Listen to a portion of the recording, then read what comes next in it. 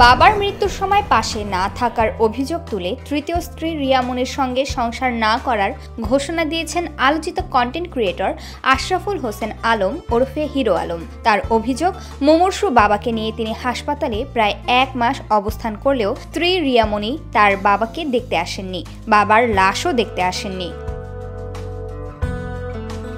এরপর আরও নানান ঘটনা ঘটে। হিরো আলমের সংবাদ সম্মেলনকে কেন্দ্র করে পাল্টা সংবাদ সম্মেলন করেন স্ত্রী রিয়া মনি।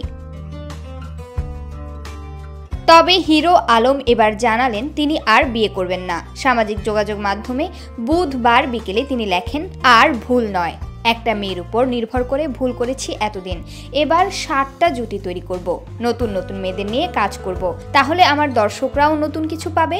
7 দিন 7টা মেয়ে মডেল নিয়ে শুটিং করব, আর নট বিয়ে। জানা যায়, রিয়া মনি হিরো আলমের তৃতীয় স্ত্রী। প্রথম স্ত্রী সুমিকে 2010 সালে বিয়ে করেন। তবে রিয়া মনি দাবি করেন হিরো আলম গোপনে চতুর্থ বিয়ে করেন।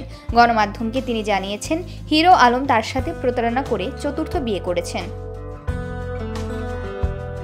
রিয়া মনি বলেন, আলম ওই মেয়েটার সাথে প্রায় 3 মাস বাসা ভাড়া নিয়েছিল।